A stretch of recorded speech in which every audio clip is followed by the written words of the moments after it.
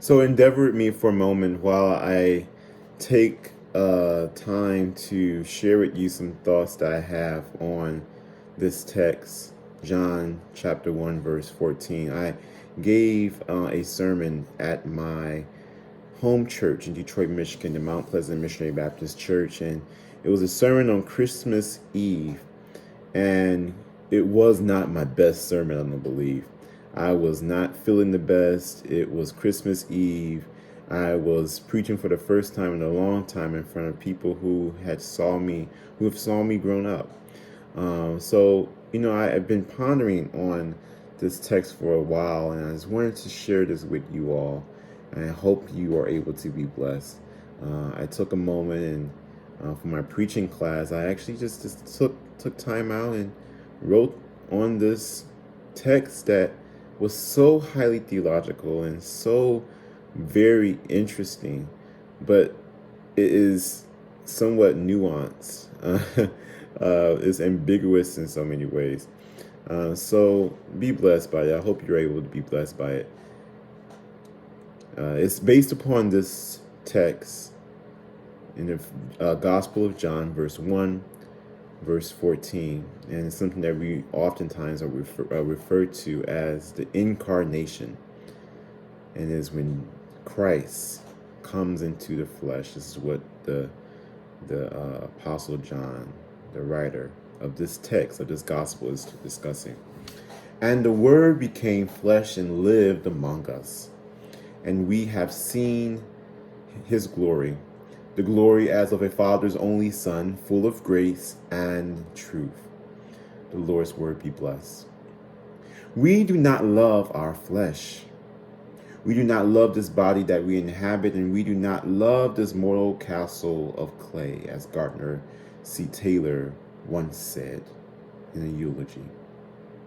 Housing a cosmic connection, this mortal castle of clay, it is a spiritual inhabitation. It is a temporal resting place. We do not love this flesh, this body that experiences pain, emotions, and comfort, and joy, and sorrows, and grief. The body that feels and tastes, and hears, and moves, and sees. The body that this body that is subject to disease and sickness and aging and accidents and stress and depression and death. Why don't we love this flesh? Really?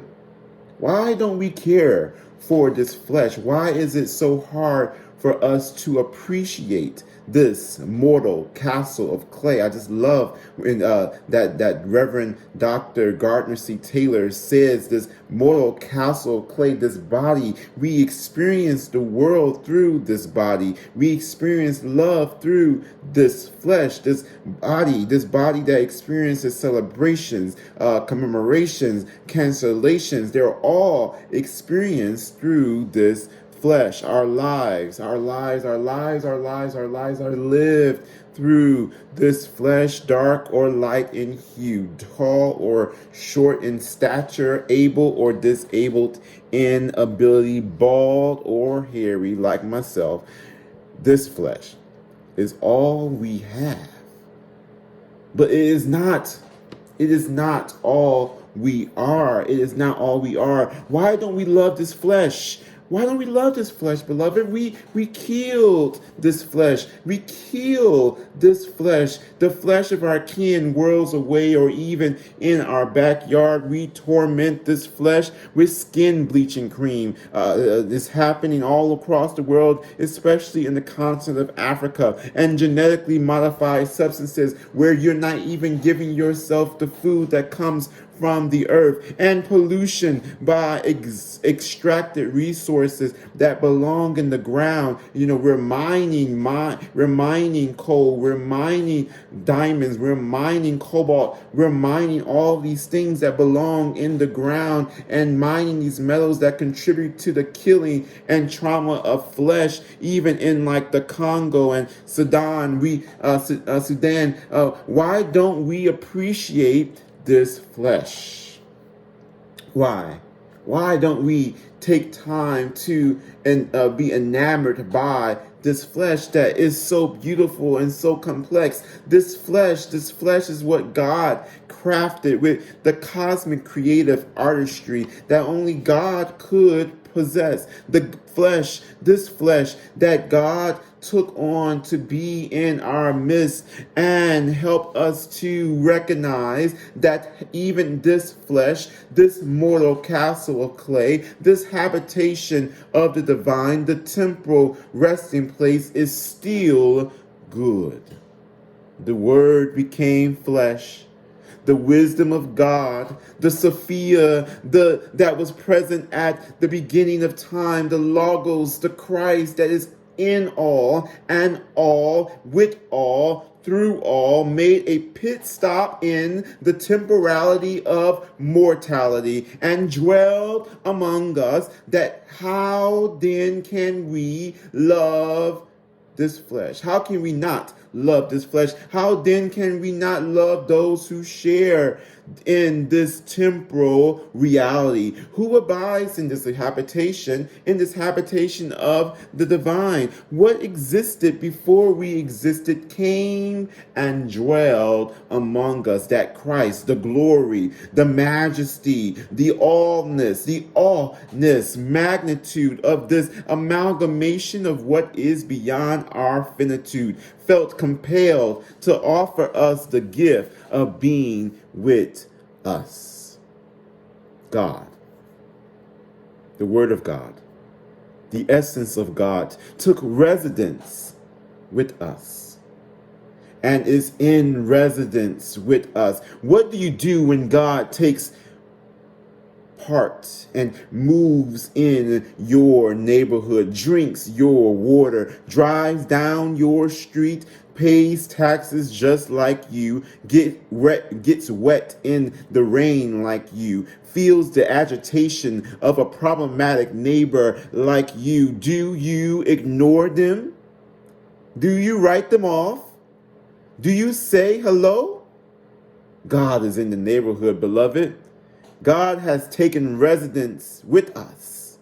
God is with us. Emmanuel, God is with us. When God moves in the neighborhood, we cannot help but take notice of the glory of God. We become subjected to the transformative power of God's presence. God moved in that neighborhood. God moved in, and God's light shone through all of the neighborhood, illuminated the street, cleaned up the streets, made it pristine. So now we can now live in peace. We can live without the trash of sin and shame. We can live without the residue of death and destruction. We can live because God is in the neighborhood. When God moves in, as John attests, we gotta behold the glory. And that glory is precious. That glory is rare. That glory is just like that of a father's only son, just like a precious jewel. That glory God offered, God's most treasured gift, God's self. And through God's offering, moving into our residence, God said, "You are good."